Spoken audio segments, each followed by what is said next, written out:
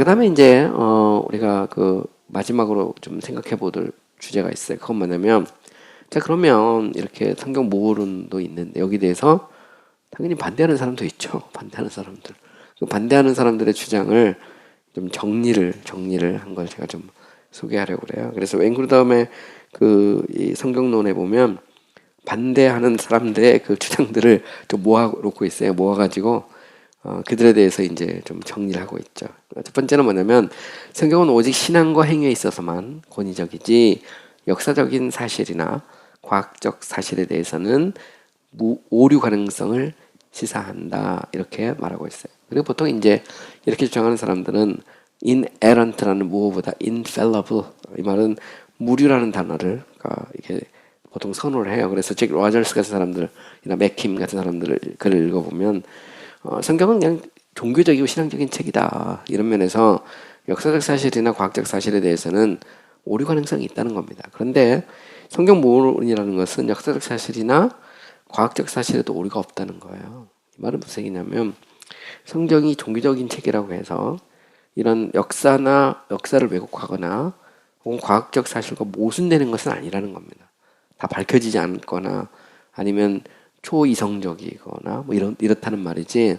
그러니까 결국 그 초전적 신학이 자연신학을 무시하지 않잖아요. 그런 면에서 보면 결국 그 성경 모론이 어떤 역사나 과학에 있어서의 오류 가능성을 인정하는 것은 아니다 이렇게 이야기를 하는 겁니다. 그래서 보면 우리가 잘 보면 신약의 저자들은 구약에 나오는 그런 사건들을 역사적 사실로 받아들여요. 그죠? 그리고 또한 이제 우리가 그 개신교에서는 성경을 신앙과 행실의 유일한 기준으로 보거든요. 그죠? 근데 이거는 뭐냐면 최고의 목적이지 모든 목적은 아니라는 겁니다. 그래서 결국 이제 그 성경이 모든 지식의 사실이라는 것은 역사적이고 과학적인 지식을 포함한다는 겁니다. 단지 이제 우리가 그 부분을 다 이해하지 못했거나 또 그 정황 속에서 이해를 해야 된다거나 뭐 그런 거죠. 그런 측면은 있지만 그럼에도 불구하고 성경이 역사적으로 과학적으로 오류가 있다라는 말은 아니라는 것이죠. 자, 그다음에 무오류성이라는 이제 단어 자체에 대해서 이제 도전이 있어요. 왜냐하면 이 오류가 없다는 말은 과학적인 그런 어떤 정밀함을 나타낸다는 거예요. 그렇기 때문에 이 과학적인 용어를 신학에 써야 되냐, 뭐 이런 주장을 하는 것이죠. 그런데 이제 사실 보면 그 신학자들이 성경의 무오를 얘기할 때 그것은 과학적인 정밀함을 의미하는 것은 아니라는 것이죠. 그리고 또한 우리가 꼭 성경이 없다 하더라도 얼마든지 우리는 필요하면 쓸 수 있다는 겁니다. 가령 예를 들어서 삼위일체라는 단어, 삼위일체라는 단어는 성경에 없죠. 그러나 우리는 삼위일체 진리를 믿는 것입니다. 예를 들어 무오류라는 말이 성경에 없다 하더라도 우리는 성경이 무오하다고 믿을 수 있다는 말이에요. 왜? 우리는 내용을 믿는 것이지 그 단어가 없다고 해서 진리가 아닌 것은 아니죠. 우리가 설교라는 것도 그렇습니다. 설교라는 것도 보면 우리가 설교할 때 꼭 성경의 표현만 쓰는 건 아니잖아요. 그러나 성경의 진리를 전달하는 것입니다. 이것처럼 진리를 전달하기 위해서 얼마든지 우리는 성경적 표현이 아니더라도 쓸 수 있다 말이죠. 그러면서 이제 이 시카고 선언이라는 게 있어요. 이것은 이제 성경 모호론에 대해서 학자들의 다 이렇게 복음적인 학자들이 모여가지고 성경은 무오하다라고 하는 것에 대해 정의를 내린 겁니다. 이게 선언을 한 거거든요.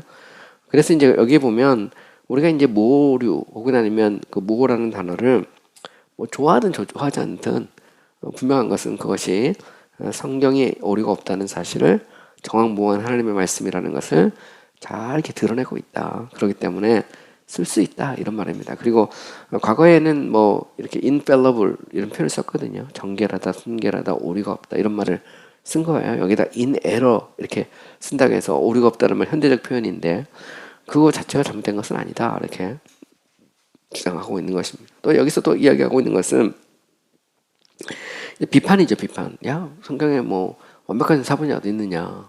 사본상의 차이를 보면 얼마든지 그 오류가 있는데 왜 이거 자꾸 그러느냐 할 때 그걸 부인하는 건 아니라는 거예요. 그러나 사본상의 정확도도 이야기해야 한다는 것이죠. 가령 예를 들어서 우리가 침소봉대라는 것도 있잖아요. 조금 이해가 안 되는 걸 가지고 전체를 부정하는 것은 잘못된 것이다. 그러니까 사본상에 베리에이션이 있다는 것을 인정한단 말이죠. 그러나 그거 가지고 성경이 오류가 있다. 성경의 사본은 다 가짜다. 그렇게 말하면 논리에 엄청난 비약이 있을 수 있는 것이죠. 그리고 결국 이제 원본이 없잖아요. 이런 면에서 보면 이거는 뭐 신앙적이고 또 연역적이라고 인정한단 말이에요. 그 자체를 부인하는 건 아닙니다. 그거는 우리가 성경을 대하는 태도고 우리는 그 증거를 얼마든지 사본의 정확도에서 찾을 수 있기 때문에 이런 면에서 보면 우리가 1%의 차이가 있다고 해서 99%가 틀렸다. 그게 옳으냐. 아니면 1%도 그 핵심적 내용이 아니고 부차적인 문제라면 이거는 뭐 이 정도는 어차피 사본이니까 받아들일 수 있다. 이렇게 말하는 게 옳으냐. 여기서 선택을 해야 되는 것이죠. 이렇게 보면 결국 성경이 정확무오한 하나님의 말씀이다라고 말하는 것이 오랫동안 교회가 주장했던 내용이고 우리는 여전히 그 신앙을 따른다. 이렇게 결론을 내릴 수 있다는 것이죠. 또 나아가서 우리는 뭐냐면 또 하나 이제 그 비판이죠. 비판은 뭐냐면 쉽게 말하면 당시 이제 성경의 저자들이 자기 시대의 그 어떤 그 잘못된 개념 이것도 막 무작위로 썼다는 겁니다. 근데 여기에 대해서 그렇지 않다는 거예요. 성경은 그러니까 어코모데이션을 인정하는 겁니다. 문화적인 어떤 정황 속에서 그 시대에 맞는 언어 혹은 관습 때로는 어떤 이 어떤 세계관 뭐 이런 거에 의해서 기록됐다는 건 인정하지만 그러나 그 자체가 오류가 있다라고 하는 말은 아니다 이렇게 말하고 있는 것입니다. 그러면서 결국은 이제 그 성경의 무호를 부인할 때 생겨나는 여러 가지 이제 문제가 훨씬 더 크다는 거예요. 실제 보면 하나님을 거짓말하는 자로 만들거나 도덕적으로 문제가 있다거나 뭐 그렇게 만드는 건데 그렇지는 않다라고 하는 것을 알 수 있죠. 또 한 나아가서 이제 이런 주장도 있어요. 성경 무호론은 성경의 신적인 측면만 지나서 강조해서 성경의 인간적 측면을 무시했다. 특별히 이제 역동적 영감설을 주장하는 학자들 중에 이런 사람들이 많아요.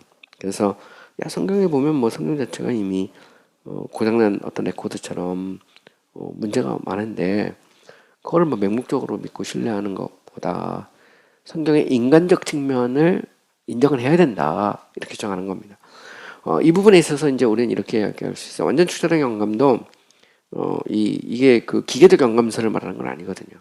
이거는 뭐 이미 중세 때도 다 인정했던 거예요. 그 영감이라고 하는 말 자체는 이 성경 저자가 살던 어떤 시대적인 정황, 그의 능력, 언어적 습관, 뭐 관습 이거 다 인정하면서 그럼에도 불구하고 하나님이 정확무오하게 자신이 주고자 하는 말씀을 줄 수 있다는 말이지 성경 저자의 어떤 인간적 측면을 무시하는 건 아니거든요. 그래서 우리가 바울 서신을 이렇게 읽으면서 우리는 그 속에서 바울의 어떤 사고, 그 당시 어떤 문화, 혹은 아니면 바울의 어떤 언어적 습관 이런 것들을 얼마든지 이야기할 수 있다는 겁니다. 그 자체를 부인하는 것이 아니죠. 이런 면에서 보면 이제 비평학이라고 하는 것도 진보적인 진영에서 나온 건 아니죠. 원래 비평학이라는 것은 개신교 정통주의 신학에서 나온 겁니다. 그 속에 사본을 연구하고 비교하고 성경의 이 텍스트를 구축하고 하는 과정 속에서 또 성경을 해석하는 과정 속에서 나온 거거든요. 근데 이걸 가지고 그럼 거기서 보면 기존에 생각하던 거가 다르네. 그러면 이게 이제 오류가 있고 문제가 있느냐 이렇게 볼 필요는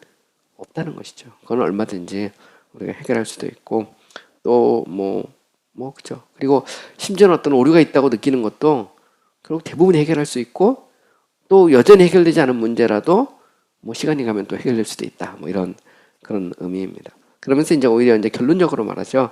성경 무호론을 거부했을 때, 그러니까 인정했을 때와 거부했을 때의 문제를 보면 거부했을 때 엄청난 문제들이 생긴다는 겁니다. 첫 번째는 심각한 도덕적 문제가 생길 수 있고요. 두 번째로 하나님의 말씀이 정말 진정한 하나님의 말씀이냐 의문이 생길 수도 있고 또한 우리의 판단을 하나님의 말씀보다 위에 둘 수 있는 오류도 있어요. 인간의 그 이성이 하나님의 말씀보다 먼저 올라가죠. 그게 이제 우리가 이미 공부를 했던 17세기 후반에 가면 추레티니 보면 제2 추레티니 같은 경우 프렌시 추레티니 아들이죠. 그쪽에 오면 뭐 그때 이제 비트링가나 뭐 추레티니 이런 사람들을 보면 결국 그 신학의 원리에서 이성이 들어오거든요.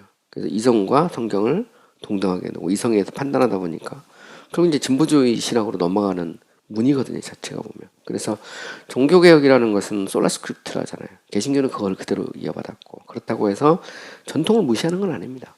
성경과 조화를 이룰 때 그것은 자양분으로 받아들이죠. 그러나 성경과 위배되면 버리는 겁니다, 보면. 그래서 이거는 전통과 교회의 관계에서 권위의 문제이지 그 전통 자체를 무슨 홀세일해서 버리는 것도 아니고 또 그렇다고 해서 인간의 이성을 무시하는 것도 아니죠. 그러나 하나님의 말씀의 권위 앞에 무릎을 꿇으라는 겁니다. 신학이라는 것은 믿음의 영역이지 회의나 의심의 영역은 아니라는 것이죠. 이런 측면에서 보면 결국 그 성경 무어론하고 솔라 스크립트라는 오직 성경이라는 게 떨어져 있는 것이 아니 같이 붙어 있어요. 그래서 성경의 권위, 성경 무어론, 그다음에 성경의 그다음에 이 오직 성경이라는 것은 같이 이렇게 맞물려 들어가는 겁니다. 그죠? 더 나아가서 네 번째로 이제 우리는 성경이 세부적인 것들뿐만 아니라 교리적인 내용까지 잘못되었다고 말할 수 있다. 그래서 결국은 이제 가장 많이 하는 것은 이제 상대적이죠. 그래서 성경은 여기서 이 말하고 저기서 저 말한다는 거거든요. 그런 예를 들어서 뭐 애정론 그러면 어디에서는 조건적 애정론, 어디에는 절대적 애정론이고 뭐 이런 식으로. 근데 정말 그러냐는 말이지. 이제 항상 보면 늘 이제 이슈가 되는 거잖아요. 또 성경을 읽어보면 어디에 보면 하나님의 전지성을 강조하고 어떤 데 보면 하나님이 자신의 어떤 지식을 제한하는 뭐 그런 게 나오지 않냐. 그러면서 이제 성경은 이제 보는 사람에 따라서 이렇게도 보일 수 있고 저렇게도 보일 수 있고 그러니까 결국 교회가 전통적으로 받았던 교리는 그건 모순이다. 이렇게 결론이 이렇게 나올 수도 있어요. 성경론 가지고 얼마든지. 근데 우리가 우리 주변에서 뭐 흔히 보죠. 흔히 보면 특별히 이제 그 이 개혁주의적인 그런 성경 해석에 대해서 비판하는 사람들은 그건 성경의 메시지가 아니고 아리스토텔레스 철학이나 아니면 어떤 인간의 3단 논법, 어떤 이성적 사유를 통해서 시스템화한 거에 불과하지 않냐. 그래서 가장 이제 문제가 되는 것 중 하나가 이제 특별구속 제한 속죄 같은 경우도 애정론을 극단적으로 적용해서 나온 거지 성경의 메시지가 아니다 이렇게 주장하거든요. 근데 진짜 그러냐는 거죠. 보면 항상 성도의 견인의 문제도 마찬가지.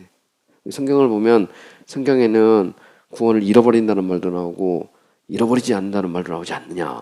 그래서 이 두 개를 조화시키는 것이 올바른 것이지. 우리가 구원받은 게 절대 잃어버리지 않는다는 그 개혁주의적인 교리가 그게 맞냐? 여기 대해 의문을 품는 거예요. 여기 대해서. 그러니까 신학 안에서도 성경을 어떻게 해석하느냐, 어떻게 보느냐에 따라서 이게 바뀌어지는 거죠. 그래서 사실 알미니우스나 소시누스 같은 경우는 성경론에서 이게 좀 급진적으로 열려나가거든요. 보면. 그래서 이성적으로 판단을 해요. 판단해서 이거는 이렇게 해석되면 안 된다. 이렇게 주장을 하는 겁니다. 그래서 알미니우스 같은 경우도 결국 이제 하나님의 제한성 뭐 주장하거든요. 구원도 잃어버릴 수 있단 말이죠. 그래서 히브리서 같은 거 해석할 때 보면 여기 나오지 않냐 말이지. 근데 그거를 어떻게 해석할 것이냐 이런 문제들이 이제 성서 해석하기의 문제도 같이 맞물려 들어가는 겁니다. 그래서 이 성경관이라는 것이 이걸로 끝나는 것이 아니라 다른 신학적인 문제까지도 영향을 미칠 수 있다는 겁니다. 내가 진보적인 성경관을 갖느냐 않느냐에 따라서. 가령 멀린스가 역동적 감수를 정하거든요. 근데 멀린스는 결국 신론에 가면 하나님의 제한성을 주장해요. 하나님은 더 이상 전지, 전능, 영원, 편재에서 다 포기하거든요. 알미누스처럼 가면. 그리고 그 멀린스 같은 경우도 보면 나중에 구원의 확신 부분에 가면 성도의 견인에서도 구원을 잃어버릴 수 있다 주장해버리거든요. 알미니우스처럼. 그러면 생각을 해봐야 되는 거죠. 그러니까 결국 성경관과 신학이라는 게 떨어져 있는 것이 아니라는 게 맞물려 있어요. 보면. 그러니까 성경관을 열어두면 쫙 열리죠. 그거는 남심적 신앙고백서를 봐도 알 수 있어요. 1925년, 50년, 2001년 이렇게 만들어져 갈 때 보면 이 성경관을 열어놨거든요. 나머지는 보수적으로 놨는데 성경관이 열리니까 나머지도 다 무너졌어요. 실제로 보면. 그러니까 성경을 어떻게 보느냐. 이게 이제 스펄전이 고민했던 거거든요. 성경관이 무너지면 이걸로 끝나지 않고 이게 트로이의 목마가 떠서 다 무너진다. 그게 이제 다운그레이드 컨트로버시고 영국 침례교회는 그 길을 그대로 걸어갔어요. 그대로 걸어가거든요. 그러니까 결국은 이제 급진보가 되죠. 그러면서 이제 이게 이제 문제가 되는 건데 항상 보면 그런 것 같아요. 그러니까 우리가 성경에 대한 어떤 권위 여기 대해서 의문을 품으면 신학이 그걸로 끝나지 않는다는 거죠. 결국 인간의 이성이 성경 위로 올라가게 되고 성경이 선포하고 있는 그 진리에 대해서 자꾸 회의를 하게 되니까 그럼 이게 맞냐 하다 보면 결국 나중에 가면 전통적으로 교회가 인정했던 것들을 다 버린다니까요. 그런 문제들이 생기는데 그 출발점이 어디서부터 생기느냐? 성경 모론에서 생긴다는 거예요. 그래서 이제 이 성경을 어떻게 보느냐에 따라서 바뀔 수 있는 거죠. 그래서 신학이라고 하는 것은 결국은 성경을 의심하는 데서 시작되는 게 아니고 성경 앞에 무릎을 꿇는 데서 신학이 시작되는 거예요. 이게 이제 무너지면 다 무너지죠. 왜냐면 이제 신학의 인식론적 원리가 성경이냐, 아니면 여기에다가 감정, 경험 이런 것들을 막 다 집어넣느냐에 따라서 결과는 달라지는 겁니다. 그러니까 이 면에서 이제 이제 고민이 되는 부분이 있는 것이죠. 자, 조엘 비케하고 펄스 멀리는 이런 얘기를 해요. 인간은 오류를 범할 수밖에 없다. 성경은 하나님의 영감으로 기록됐지만 오류를 범할 수밖에 없는 사람들에 의해 쓰여졌다. 그러므로 성경은 오류가 있으며 이것은 하나님의 책임이 아니라 인간의 책임이다. 이것은 3단 논법입니다. 인간은 오류가 있다. 그렇죠? 완벽한 사람이 없어요. 근데 성경은 오류가 있는 인간이 기록한 거니까 당연히 성경은 오류가 있을 수밖에 없다. 그죠? 이게 일반적인 생각입니다. 그러면 이제 하나님이 영감에서 영감을 줄 때 오류가 없이 기록하도록 영감을 줬다. 이걸 이제 인정하느냐, 하지 않느냐. 이게 이제 여기에서 이제 성경관이 확 바뀌는 것이죠. 그죠? 이걸 한번 잘 생각을 해보세요.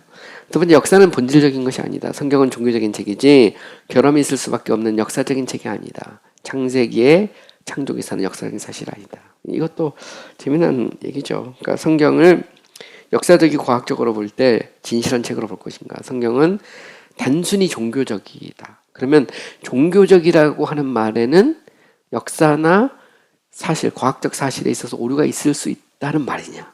이게 이제 문제가 됩니다. 가령 예를 들어서 우리가 이제 그 창세기에 나오는 창세기 이제 1장에서부터 11장까지 우리 창조기사인데, 이 창조기사를 단순히 신화적 언어 혹은 종교적 문헌으로만 볼 것인가, 아니면 과학적 사실 혹은 역사적 사실을 기록하고 있는 그런 그 문서로 볼 것인가. 이거는 이제 굉장한 차이를 가져오죠.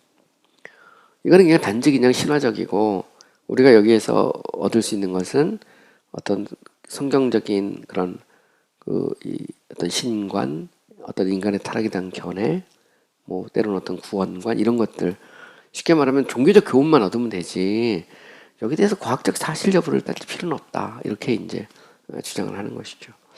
근데 이게 이제 조금 더 나가면 이제 그 젊은 지구론까지 가는 거고, 그죠? 또 극단적으로 보면 완전 이제 종교적인 책이다. 이렇게 보는 거고. 제가 생각할 때는 이제 그 복음주의 계통에서는 한 중간선인 것 같아요. 그러니까 성경을 특히 창조기사와 관련해서는 역사적이고 과학적 사실로 받아들이지만, 그걸 해석하는 데 있어서는 그건 얼마든지 이제 그 어떤 여지가 있다는 거죠. 여지가. 가령 예를 들어서 뭐 우리가 빅뱅 티오리, 그죠? 빅뱅 티오리를 인정할 수 있느냐 없느냐, 창조론에서 이제 그거는 굉장히 재미난 얘기입니다. 빅뱅 티오리를. 근데 빅뱅 티오리는 지금도 그 받아들일 수 있는 과학적 증거들이 되게 많거든요. 가령 예를 들어서 지구라는 것이 이제 이 지구 밖 우주죠. 우주가 지금도 가만히 있지 않아요. 지금 우주는 지금 팽창하거든요. 근데 우주의 근원을 보면 어느 순간 이 우주라는 것이 거대한 폭발에 의해 생겨난 거거든요. 한번 생각하면 폭탄이 폭발하잖아요. 그러면 힘이 떨어지는 한 그 폭발량은 밖으로 향해 나가게 돼 있어요. 빅뱅 티오리는 우주는 지금도 팽창하잖아요. 이 말은 아직도 그 힘이 남아있다는 거거든요. 아직도. 이게 빅뱅 티오리고, 뭐 이런 면에서 보면 뭐 그거는 그 과학적으로 맞을 수도 있어요. 제가 보면. 그러니까 그 빅뱅 티오리와 창조론은 그럼 무조건 충돌해야 되느냐. 근데 하나님은 그 우주 속에서 그 원리를 갖고 세상을 만들 수 있다는 거예요. 어느 순간에 딱 빅뱅을 통해서 하나님이 그 우주를 생성할 수 있다는 말이거든요. 실제로 보면. 그것이 창조기사와 컨트라딕트를 모순되지 않을 수도 있다는 거죠. 이게 이제 보통 이제 좀 복음적인 계통에서 생각하는 어떤 여지죠, 여지. 그러니까 너무 이걸 타이트하게, 그래서 그걸 6.1 창조론에서 전문직으로 가거나, 아니면 이제 과학하고 담쌓고 이건 무조건 종교적인 책이냐, 이렇게 보지 말라는 거죠. 얼마든지 성경은 종교적인 책이면서도 역사적이고 과학적인 면에서 사실일 수 있다. 그 부분은 너무 우리가 갖고 있는 이론에다가 이렇게 껴맞추지 말라는 거죠. 옛날 우리가 천동설, 지동설 하는 것처럼, 거기다가 마치 그것이 성경의 메시지인 것처럼 거기다 껴맞추면 이게 이제 재미난 결과가 나올 수 있는 거죠. 보면. 그러니까 이게 되게 어려운 문제 같아요. 제가 보면 어려운 문제인데 그래서 이제 이거를 현대의 어떤 과학과 충돌의 개념보다는 어떤 상호 보완적인 그런 개념 뭐 이런 것들로 볼 수 있지 않을까 그런 생각도 좀 들고요. 어쨌든 보면 그렇습니다. 이 조엘 비키 같은 경우는 성경에서는 교리와 역사를 구분하는 것이 인위적이죠. 이건 인위적이고 같이 붙어 있다는 겁니다. 여기서 역사라는 것은 이제 과학적 사실도 포함하고 있는 겁니다. 얼마든지 성경은 신학과 종교적이면서도 과학과 할 때 우리가 다 모를 뿐이지. 그냥 뭐 예를 들어서 우리 여호수아 같은 데 뭐 하늘에 해를 멈추잖아요. 그리고 다시 뒤로 물러가게 하는 이런 게 가능하냐? 뭐 과학적으로 보면 사실 물이 갈라져서 그 위로 건너가는 것도 성경에 보면 벽처럼 세워졌다고 그랬거든요. 이게 가능하냐 말이지. 물고기 2마리와 부르떡 5개로 그 2만 명도 넘는 사람을 그것을 먹인다는 게 가능하냐? 죽은 사람이 살아날 수 있느냐? 그러면 뭐 성경에는 그런 이야기들로 가득 차 있죠. 도끼가 어떻게 물에서 뜨느냐? 뭐 안 뜨죠. 죽었다깨라도 안 뜹니다.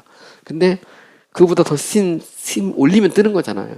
근데 그때 보면 이제 하나님의 어떤 역할이 있는 거죠. 우리는 초자연적인 걸 믿는 겁니다. 근데 기독교는 자연 넘어서 초자연적 세계를 믿지만, 그러니까 초자연적 신학이 자연 신학과 어떤 반대되는 모순되는 건 아니죠. 초이성적이고 초자연적이지 자연을 무시하는 것은 아니다. 그럼 여기는 당연히 과학도 들어가는 것이고 성경관에서 당연히 성경이 과학과 모순된다 혹은 역사와 모순된다 이렇게 말할 수는 없다는 겁니다. 이런 면에서 이제 성경모호론은 사실 과학적 사실이나 역사적 사실도 품고 있는 겁니다. 그 속에. 그걸 한번 좀 생각을 해보세요. 그래서 이제 결국 또 비판은 뭐냐면 이제 오늘날의 역사나 과학과 모순되는 것이 들어있다 이렇게 말하고 있는데 이제 헤르만 바빙크의 이제 주류신학 책을 보면 바빙크가 이제 그런 얘기를 하죠. 바빙크는 이제 화란 이제 이 개혁주의자죠. 20세기에 바빙크의 책에 보면 이런 얘기를 해요. 우리는 현대적인 역사가들과 과학자들의 기여를 인정하면서도 그들의 한계도 주목해야 된다. 하나님과 인간 중에서 우리는 누가 최고의 권위를 가지고 있는가 생각해야 한다. 성경의 권위는 단지 종교적인 것에 한정되지 않는다. 성경은 국가와 사회, 학문과 예술과 관련된 모든 인간의 권위를 뛰어넘는 권위를 가진다. 다른 모든 권위는 성경의 권위에 무릎을 꿇어야 된다. 이 말은 무슨 얘기냐면, 자, 오늘날 현대 어떤 역사가들이나 과학자들의 연구 결과를 존경하라는 거예요. 얼마든지. 그러면서도 그들의 한계도 인정해야 된다. 그죠? 이런 면에서 보면 뭐 예를 들어서 진화론이다 그러면 뭐 우리가 인정할 수도 있는 것도 있고 할 수도 없는 것도 있고 이데올로기적으로 보면 인정할 수 없는 것이죠. 보면 뭐 인간을 성경은 하나님이 자기 형상대로 만들었고 창조를 우리는 인정하니까. 그러나 창조론 속에서도 얼마든지 현대 과학적인 결과들에 대해서 우리는 존중할 수 있다. 그러나 그걸 가지고 이데올로기하고 그리고 그 성경의 권위에 도전하는 것은 그거는 받아들일 수 없다. 뭐 이런 말이죠. 그러면서 결국 최고의 주권은 하나님이 가지고 있고 하나님의 말씀이 최고의 주권을 가지고 있는 거니까 결국 말씀에 따라서 결국은 어떤 국가와 사회, 학문과 예술 이 모든 분야에 하나님의 주권을 인정해야 된다. 이게 이제 헤르만 바빙크의 생각이고 뭐 아브라함 카이퍼의 생각이기도 하고요. 뭐 이걸 뭐 영역 주권 뭐 이렇게 얘기도 하죠. 각 분야별로 하나님의 주권이 행사가 돼야 된다. 뭐 의학이면 의학, 법학이면 법학, 뭐 사회학이면 사회학, 뭐 아니면 뭐 과학이면 과학에서 얼마든지 하나님은 일할 수 있다. 할 때 그런 얘기를 좀 하고 있는 겁니다. 또 더 나가서 이제 성경에 그러면 무엇을 반대하는 사람들은 성경 내에도 보면 조직과 구성 혹은 연대기적 숫자와 세부 내용에서 뭐 모순이 있다는 겁니다. 그것은 그 문화와 정황 속에서 거의 대부분 다 이해할 수 있는 거라는 거예요. 자체가. 그렇기 때문에 이것만을 가지고 성경이 오류가 있다 이렇게 말할 수는 없다 이런 말이죠. 또 더 나가서 성경 무호론이라는 게 어디 있느냐 이렇게 주장하기도 합니다. 이거는 비교적 최근의 주장이거든요. 그런데 이건 뭐 교부 시대부터 중세, 그 다음에 종교개혁, 그 다음에 개신교 시대를 내려오면서 성경의 절대적 권위를 믿었거든요. 그들의 성경의 신적 권위, 하나님의 말씀으로서 신적 권위는 성경이 정황무한 하나님의 말씀이라는 그걸 인정한 겁니다. 성경 무호론. 이래서 이걸 따로 발전시키지 않았어도 얼마든지 우리는 이미 우리가 살펴보았듯이 전통신학의 체계 속에서 얼마든지 발견할 수 있고 신앙 고백 속에서도 우리는 오리가 없는 하나님의 말씀으로 인정하고 있는 것을 우리는 알 수 있다는 거죠. 그래서 우리는 이제 성경의 권위를 인정하죠. 우리는 여기에서 이제 이런 생각도 해볼 수 있어요. 그러니까 침례교라는 게 뭐냐라고 보면 침례교는 우리가 보통 이제 성경의 사람들 이렇게 말하잖아요. 그러니까 성경이 말하는 대로 믿고 성경이 말하는 대로 살고 싶은 사람들이 침례교예요. 근데 성경을 보니까 성경을 보니까 교회라는 게 이게 국가가 말이지 태어나서 뭐 유아세례 줘가지고 그 바로 신민이 되고 교회가 되고 말이 안 되고 정말 성령의 역사로 중생한 자들의 모임이 교회다. 그래서 우리는 국가교회가 아닌 정말 이 교회로서 교회다운 성경이 말하는 교회 그걸 세우고 싶다는 거거든요. 근데 성경을 보니까 아무리 봐도 이게 세례보다는 침례가 맞는 것 같고 유아세례가 아니고 이게 신자의 침례가 맞는 것 같다. 그래서 우리는 그걸 믿겠다는 거거든요. 그리고 성경을 보면 개교의 권위가 중요하고 이런 면에서 이제 회진교회가 타당하다. 이걸 믿고 그거를 실현하고 싶은 사람들이 한 명, 두 명 모인 게 이제 베프티스트 운동이고 그거는 이제 크게 보면 이제 청교도 운동 또 이 비국교도 쉽게 말하면 국교에 반대해서 분리되어 나온 분리주의 운동의 한 흐름이죠. 그러나 결국 그 성경관에 있어서는 똑같아요. 그러니까 전통적으로 침례교는 성경이 정확무한 하나님의 말씀이라는 걸 믿은 거예요. 왜냐하면 종교개혁과 후기 종교 개신교 신학의 전통을 그대로 이어받은 거거든요. 그거는 뭐 영국 국교회를 통해서 청교도를 통해서 그대로 내려온 것을 받아들였고 그거를 천명한 게 웨스트민스터 신앙고백서고 그거 가지고 기초로 해서 만든 게 올소독스 크리드 그다음에 그 제이천 언더 컨페션 그게 이제 침례교 신앙고백서고 미국 넘어가면 필라델피아 신앙고백서고 그리고 그것은 나중에 이제 베프티스트 베이스 메시지에도 그대로 들어오거든요. 그래서 우리는 정확무한 하나님의 말씀을 믿고 그 권위를 인정하면서 우리가 이제 신앙생활을 하는 거죠. 이런 면에서 보면 이제 침례교회는 종교개혁의 후예죠. 그 중에 그런 분들이 종종 있어요. 침례교는 이제 그 종교개혁의 후예라고 할 때 이제 이제 칼빈이나 루터나 이런 주변의 주류가 아니고 대세례파적인 여기 나온 아까 야스퍼 이 슈방켄 벨트 같은 사람들이나 토마스 민저나 뭐 이런 있잖아요. 이쪽 아나베프티스 쪽에 영향을 받은 사람들 이렇게 말하는데 말도 안 되는 얘기죠. 그거 제가 보면 영국에는 당시 제세례파가 뭐 일부 이렇게 도망가 신앙의 자유 때문에 좀 머물러 있은 적은 있었는데 제가 볼 때 이미 그게 아니고 청교도 운동 자체가 그 성경적 교회를 세우고 싶은 운동이거든요. 퓨리탄 이런 말은 퓨리티거든요. 정결함. 어디까지? 예배까지. 교회 구성까지. 성경대로 하자 말이에요. 왜 국가가 자꾸 간섭을 하고 그러냐. 우리는 정말 성경다운 교회, 성령이 이끄시는 교회, 말씀에 순종하는 교회를 세우고 싶다. 그게 청교도 운동이에요. 그게. 그 속에서 침례교적 비전을 갖고 있는 사람들이 나온 거고 그건 당연히 종교개혁의 후예죠. 왜냐면 영국이라는 땅 자체가 결국 이제 헨리 8세 이후로 이 종교개혁을 받아들였거든요. 처음에 루터의 신앙을 받았다가 나중에 보면 이제 개혁주의 전체 흐름 속에서 같이 큰 폭넓은 틀에서 받아들이거든요. 그게 이제 성공회 같은 경우는 39개 조항으로 고백이 된 거고 또 침례교 같은 경우 나중에 가면 이제 제1차 런던, 2차 런던 뭐 제너럴 베프티스트 가면 올소독스 크리드 또 앞에는 스탠다드 컨페션 이런 걸 통해서 자기 신학적 정체성을 세운 겁니다. 그러니까 이렇게 보면 결국 성경의 권위를 인정하고 있는 거죠. 그래서 침례교는 성경의 절대적 권위를 인정하는 겁니다. 그리고 성경의 무호라는 것이 지금도 뭐 물론 뭐 역동적 영감을 주장하는 분도 있지만 좀 진보적인 성경관을 갖고 있는 분들은 뭐 그런 침례교인도 있는 거고 하지만 적어도 오랜 역사를 통해서 보면 과거의 그 침례교회적 비전을 가지고 이 땅에 침례교를 세운 사람들은 종교개혁과 후기 종교개혁 개신교 신학의 전통 위에서 성경이 정확무한 하나님의 말씀이다. 그걸 믿은 겁니다. 믿은 거예요. 그거를 뭐 명시적으로 교례화를 시켰든 시켰지 않았든 우리는 그것을 내용적으로 보면 우리는 알 수 있고 또 그것 때문에 어떻게 보면 이제 이런 어떤 침례 운동이 생기지 않았나 저렇게 보거든요. 네, 오늘 수고 많이 하셨습니다.